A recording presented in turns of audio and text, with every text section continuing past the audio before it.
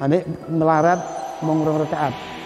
Enggak, duhur podo. Kaifa rukun sama. Kemudian orang kaya bisa puasa seperti kami puasa. Apa beda posone wong melarat karo wong sugih? Sing beda kan buka karo sahure. Posone kan tetap podo. Tapi ya Rasul, mereka itu bisa berhaji, mereka itu bisa bersedekah, berzakat. Kami tidak bisa. Kami berhaji enggak bisa. Kami zakat justru menjadi mustahiknya, penerimanya. Kan kami ini sulit untuk dapat bersaing dengan mereka. Apa jawab Rasulullah? Kul subhanallah walhamdulillah tamla umma baina sama wal ard. Kamu cukup mengatakan maha suci Allah, segala puji bagi Allah. Wis iku wae apike iki ngebeki langit lan bumi. Dadi sakake dunyane wong sugih gak ono sing ngebeki langit karo bumi. Sampai ngomong subhanallah walhamdulillah iku wis ngebeki langit dan bumi kebaikannya. Akhirnya mulai oleh amalan kan seneng. Begitu yang kaya bilang, "Duh, kamu kok sekarang ngamalkan subhanallah walhamdulillah, subhanallah walhamdulillah." Ya kata Nabi, subhanallah walhamdulillah itu melebihi kebaikan langit dan bumi. Wah, nek ngono aku ya iso mung subhanallah walhamdulillah. Akhirnya sing sugih melok subhanallah walhamdulillah. Balik mana sing melarang Kanjeng Nabi. Do Nabi, orang kaya juga ikut seperti aku. Apa jawab Nabi? Itulah kelebihannya.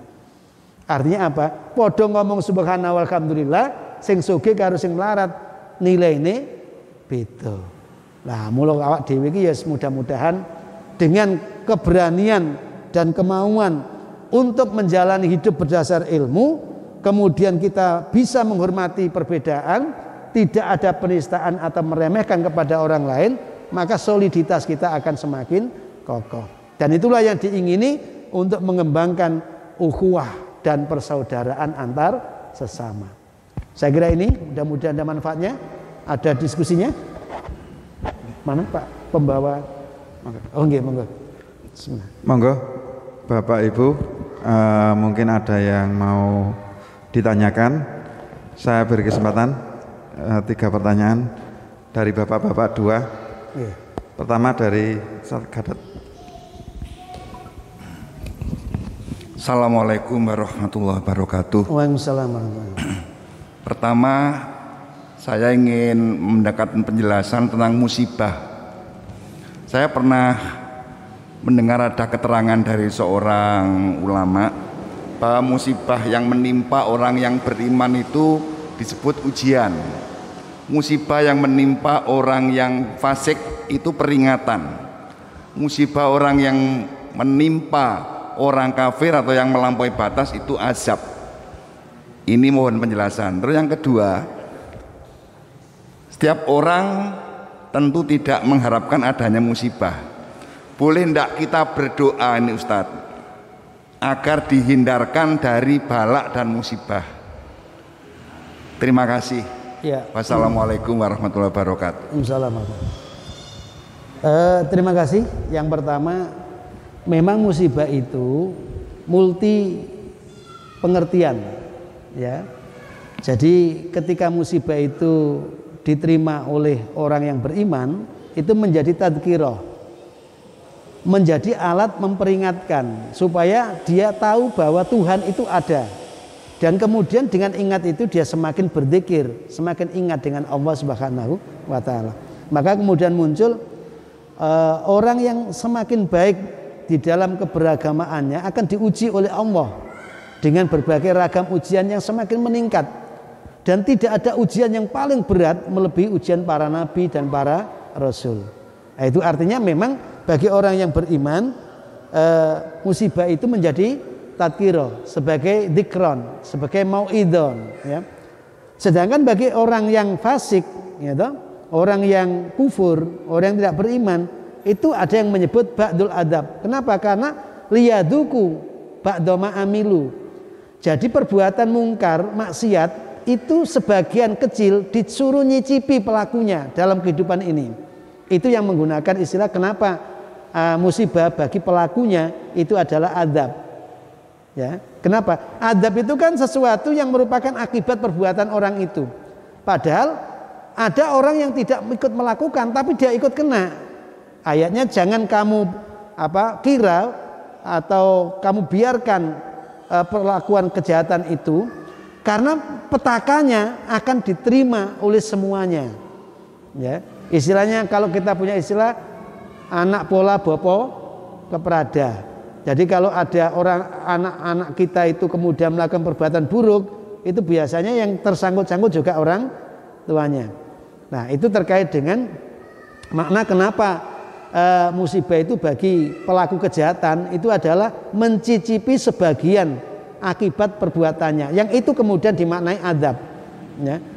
Tetapi ketika orang-orang itu masih bisa beristighfar, pelakunya masih bisa istighfar, maka adab tidak akan pernah dirasakan atau tidak pernah diberikan. Jadi umpama Pak, saya ngelakoni elek bareng terus tobat istighfar, nah, maka ketika keburukannya itu akibatnya itu terjadi menimpa, maka itu tidak kaitannya dengan adab, ya, tidak kaitan dengan adab.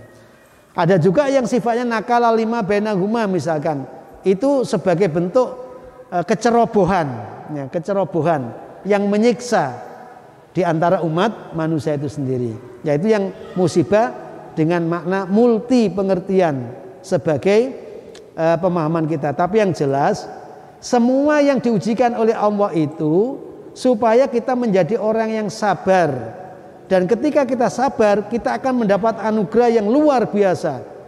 Jadi kalau jenengan selalu mendengar Allah bersolawat, inna allaha wa malaikatahu, Allah dan malaikatnya itu yusholluna al nabi, bersolawat pada nabi. Allah juga bersolawat kepada orang-orang yang sabar. Ulaika alaihim sholawatu mir rabbihim. Tidak hanya itu warahmah. Ya, jadi jenengan pengen oleh sholawat ke Gusti Allah, ya berarti jenengan kudu nrimo musibah kemudian jenengan sabar. Kan ngono. Nah, kemudian yang kedua, apakah boleh kita berdoa untuk menghindar dari bala? Tidak hanya berdoa, tetapi kita harus berusaha untuk menghindar. Ya, makanya tadi kita diperintah kul a'udzu birabbil falaq min syarri ma khalaq. Katakan kepada mereka, wahai Muhammad, aku berlindung dengan Tuhan yang menciptakan semesta ini terbelah dari buruknya. Nah, dari buruknya ciptaan. Bahkan sampai wa min syarri hasidin. Nah, kalau ciptaan umum, syarri hasidin buruknya orang pendengki. Nah, ya boleh jadi nek ana teori konspirasi tadi itu misalkan ini mergane ben tatanan global ekonomi itu bisa dikendalikan. Boleh jadi misalkan ada konspirasi seperti itu. Tapi kita min syarri hasidin idza hasad. Jadi kita juga minta perlindungan dari mereka yang punya hobi hasad. Ya. Nah, jadi tidak hanya berdoa, tetapi kita diperintah untuk tidak membawa diri kita kepada kehancuran. Ya. Jadi justru kita menghindar dari kehancuran itu adalah mengikuti perintah. Nah, bukannya ud'uni, tapi jangan kamu jatuhkan dirimu. Di situ sudah tahu ada kubangan virus, lalu kita menghindar dari ini, lalu kita berdoa, lengkap sudah menghindar diikuti dengan doa, itu lebih sempurna. Baik, gitu Pak nggih.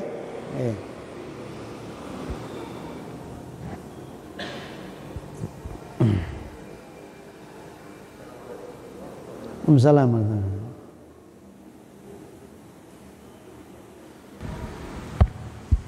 Assalamualaikum warahmatullahi wabarakatuh. Yang saya tanyakan Pak Ustadz, maaf ini juga sumbernya dari media sosial. Memang kita harus bijak dalam mensiasati apa yang ada di media. Terkait dengan pandemi ini tadi sudah disampaikan bagaimana kita harus bertindak, bersikap sebagai seorang muslim. Tapi ada satu yang cukup mengganjal di hati saya, ingin saya tanyakan gitu. Ada yang ya saya tidak tahu ini apa benar apa enggak, apa hoax apa tidak gitu. Yang menyampaikan sepertinya juga Pak Yai seperti begitu gitu. Bahwa sekarang ini sholat di masjid dilarang. Kemarin di DKI mungkin katanya di bulan depan ini juga tidak ada sholat Jumat gitu. Terus katanya bahwa masjid itu rumah Allah. Siapa yang datang ke rumah Allah akan dilindungi oleh Allah. Kita harus yakin. Kemudian pertanyaannya, kalau kita sudah dilarang, kita tidak mau ke masjid, berarti di mana keyakinan saudara kepada Allah? Sampai seberapa jauh mana? Sehingga berarti saudara tidak percaya lagi kepada Allah bahwa Allah akan melindungi. Nah, ini tadi sudah disampaikan, tadi kalau ada di situ ada lubang sebaiknya kita menghindar. Begitu Pak, Terus di satu sisi ada yang mengatakan seperti itu Pak, Jadi rumah Allah itu masjid itu rumah Allah. Siapa yang datang ke masjid dia akan dilindungi, percayalah itu, kita harus yakin. Tapi kalau saudara tidak mau datang ke masjid, berarti di mana keyakinan Anda sebagai seorang muslim? Terima kasih Pak, itu Pak. Ya. Mohon penjelasan. Assalamualaikum warahmatullahi wabarakatuh. Assalamualaikum. Melarang ke rumah Allah itu tidak dibenarkan jika dalam keadaan normal. Ya, makanya yang dihimbaukan itu sudah benar Pak, tulisan di situ. Bagi yang demam, ya, yang suhunya tinggi, seyogyanya sholat saja di rumah. Biarlah masjid itu terjaga. Siapa yang menjaga masjid? Yang menjaga masjid ya orang, manusia, makhluk Allah. Ya toh? Yang menjaga masjid itu. Nah, memang ada ayat fihi ayatum maqamu Ibrahim, ya toh? Famang dakhalahu kana amina. Siapa yang masuk ke dalam rumah Allah itu, maka dia akan mendapat jaminan aman. Ya, akan mendapat jaminan aman. Ya. Maka tempat yang paling aman itu sebenarnya ya rumah Allah. Ya. Cuman yang bikin aman rumahnya, perilakunya manusia belum tentu aman. Makanya ada namanya masjid diror. Ada masjid yang didirikan justru menjadi bahaya bagi umat Islam. Masjid diror namanya. Nah, masjidnya sudah bagus, tapi perilaku manusianya ini yang harus ditata. Kalau tadi saya contohkan, kenapa ada sawu sufufakum misalkan?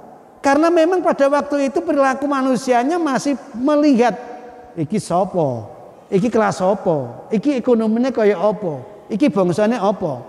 Sehingga sholatnya itu terjarak gara-gara ego. Lalu diperintahkan rapat sebagai kesempurnaan dalam berjamaah kita. Nah, sekarang situasinya dalam keadaan ini, di mana Nabi pun memerintahkan pisahkan yang sakit dari yang sehat, cegah penduduk yang disehat menuju ke tempat yang pandemik tadi itu, cegah. Yang kemudian muncul ilmu distancing tadi itu. Nah, ketika masjid itu kemudian sudah dijaga, karena siapa yang menjaga? Ya kita takmir ini yang menjaga, dijaga. Tidak ada alasan orang tidak ke masjid kalau dia tidak sakit. Ya toh? Tidak ada alasan. Makanya benar kata Pak Yai tadi, terus imanmu di mana kok nggak ke masjid kamu? Tapi kalau di masjidnya itu ngerumput tadi itu perilakunya, sehingga masjid dijadikan apa? Istilahnya itu klaster ya, episentrumnya daripada wabah itu. Perilakumu yang seperti itu menciderai terhadap rumah Allah, yang mestinya memberi jaminan aman justru menjadi sumber malapetaka. Nah, jadi perilaku manusianya, Pak. Allah kasih rezeki pada kita halalan thayyibah. Ini yang halal, ini yang thayyib. Yang halal semua standarnya sama, tapi yang thayyib bisa berbeda. Kenapa? Orang seperti kita yang sudah tua ini kebutuhan kalorinya cuma sekian ratus katakan begitu, tapi dikasih sekian ribu, ya bisa terjadi penumpukan glukosa misalkan. Nah, oleh karenanya kembali kepada ilmu nurun. orang yang punya ilmu tercahayai dan terterangi. Nah, sementara seringkali egoisme di dalam kita menjabarkan tujuan dalam ajaran itu mendominasi. Akibatnya apa? Pimpinan kita yang sudah sedemikian rupa memeras otak, hati, bagaimana supaya umat ini tidak kehilangan keislamannya, keberagamaannya, sampai dituntun sedetail mungkin, arah begini, ini begini, dasarnya ini, masih tetap jadi bahan bulian. Misalkan saya dibully, Pak, sing gak tahu kita lurus lah, sing gak cocok. Padahal yang didasarkan itu adalah riwayat-riwayat yang sudah dikaji sejauh mana sebenarnya esensi riwayat itu. Ya, oleh karena itu tetap kita hormati orang yang berbeda pandangan dengan kita, tetapi perilaku kita hendaklah lebih mencerminkan bahwa Islam itu menjamin terhadap orang lain dan dirinya tidak menjadi sumber bahaya. Ngoten Pak nggih? Nggih. Saya kasih kesempatan satu pertanyaan untuk ibu-ibu. Oh Bu, ibu. Monggo. Ada enggak? Dari ibu-ibu enggak ada? Enggak ada nggih? Nah, kalau tidak ada langsung ditutup. Bapak Ibu yang kami muliakan, sekali lagi yang saya sampaikan ini mudah-mudahan menjadi perekat kita. Karena situasi ujian itu seharusnya menumbuhkan kebersamaan. Ya, jangan justru menjadi centang perenang, dan pimpinan kita juga tidak menginginkan itu. Perbedaan kaifiyah, cara memahami, jangan sampai kemudian membuat esensi keislaman kita yang rahmatan alamin itu menjadi rusak. Karena kita mohon pada Allah, mudah-mudahan kita dilindungi dari keburukan ciptaannya. Bismillahirrahmanirrahim. Alhamdulillahirabbil alamin hamdan yuafi ni'amaka fi mazidah ya rabbana kal hamd kama yanbaghi jalali wajhika karim wa mustanik.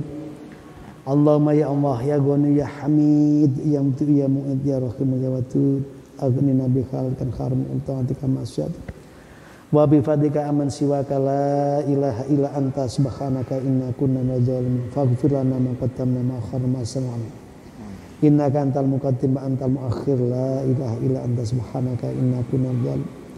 Anta salam wa minka salam wa ilaika ya anta salam ya Allah salimna wa salim azwajana wa salim auladana wa salim dzurriyyatina wa salim ahlana ya Allah minal afati wa nikmah wa minal hammi wa minal gummah wa minal bala wal musibah ya arhamar rahimin irhamna. Allahumma anzil alaina munzalan mubarakah wa anta khairul munzilin. Allahumma la tuzigh qulubana ba'da idh hadaitana wa hab lana min ladunka rahmah innaka antal wahhab wa hayyi' lana min amrina rasyada. Rabbana atina fid dunya hasanah wa fil akhirati hasanah wa qina adzabannar. Wa sallallahu ala nabiyina Muhammadin wa ala alihi washabihi wa sallam ajmain. Subhana rabbika rabbil izzati amma yasifun wa salamun alal mursalin walhamdulillahirabbil alamin. Mudah-mudahan Allah mengabulkan doa kita, kurang lebihnya mohon maaf. Atana wa yakum nasrun minallahi wa qarib. Assalamualaikum warahmatullahi wabarakatuh. Waalaikumsalam.